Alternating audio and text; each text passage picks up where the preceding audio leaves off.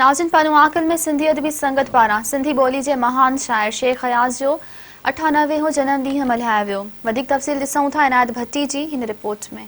जी हिन सदीअ जे वॾे शाइर शेख अयाज़ जे 98 सालगिरह जी तक़रीब जेको पानुआकल प्रेस क्लब में मुनक़िद कई वई आहे ऐं तक़रीब सिंधी अदबी संघ जे मरकज़ी सेक्रेटरी परियल दायो पारां मुनक़िद कई वई आहे ऐं तक़रीब में मुख़्तलिफ़ ज़िलनि खां कई आयल अदीब दानश्वर मौजूदु आहिनि।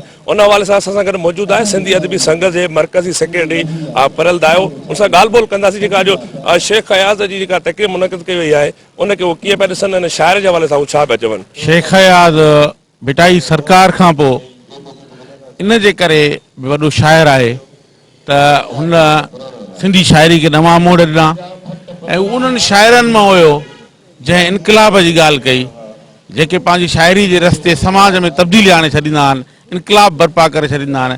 धरती खे त धोरींदा आहिनि पर आसमाननि में बि थरथलो मचाए छॾींदा आहिनि। हू इनक़लाब जो शाइर हुयो जंहिं चयो त सिंधुड़ीअ ते सिर केरु हणींदो सांदो केरु मयारो यार। क़ौम परस्ती वारी सोच खे हुन उभारियो। माण्हुनि खे न फ़क़ति नारेबाज़ी वारी शाइरी न पर उन अमली झाखोड़ जे लाइ हिकिड़ो उत्साह ॾिनो ऐं शेख अयाज़ आलमी सतह ते जेका सो ख्याल पेश कया। जो अज़ीम शाइर असां हुनखे चऊं था, हुनजा जेके हमअसर शाइर जनबे पाकिस्तान जे ॿियनि ॿोलियुनि में आहिनि उन्हनि सभिनी खां अयाज़ जो मक़ाम मथे हो। अयाज़ मां सम्झां थो त का अहिड़ी शइ न आहे जंहिंजी अयाज़ जे शाइरी में तर्जुमानी न आहे। उहो हारनि जो शाइर हो, मज़दूरनि जो शाइर हो, शागिर्दनि जो शाइर हो।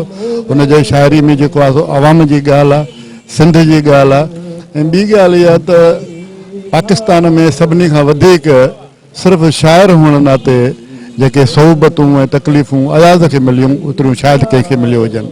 हिन मुसलसल जेल काटिया आहिनि। अयूब खान जी अमृत जे दौर में जेल में रहियो। अयाज़ हिकिड़ो तमामु वॾो शाइर हो ऐं एॾो वॾो शाइर हो जो को बि माण्हू अयाज़ जे असर खां रही नथो सघे। तव्हां जेके बि उन खां बाद में जेके बि तमामु वॾा शाइर आहिनि, भले हसन दरसी छो न हुजे या ॿिया जेके दोस्त आहिनि, उनजी शाइरी में तव्हांखे अयाज़ जी झलक नज़र ईंदी आहे। ऐं अयाज़ मां ईअं सम्झां थो त पंहिंजे घर में सिंधी माण्हुनि जो आवाज़ हो, जेतोणीकि हू बैन अक़वामी सतह जो शाइर हो ऐं यकीनन मजताबी दुनिया उनखे एतिरी ॾिनी। शेख अयाज़ सिंधी ॿोली जो उहो बैन अक़वामी शाइर आहे जंहिं सिंधी ॿोली खे मुख़्तलिफ़ रुख़ खां ॾिठो, उनजी ग्रामर खे थर खां लाड़ खां काछे खां वेंदे उतर ताईं, ऐं पोइ उन शाइरी खे निज सिंधी वेस पहिराया। ऐं शेख अयाज़ हिन सिंधी शाइरी जो जेकॾहिं वाक़ई चवनि था इमाम आहे त नो डाउट शेख अयाज़ हिन धरतीअ जो तमामु वॾो शाइर हो। हुन ते शाइरी अलहाम थींदी हुई।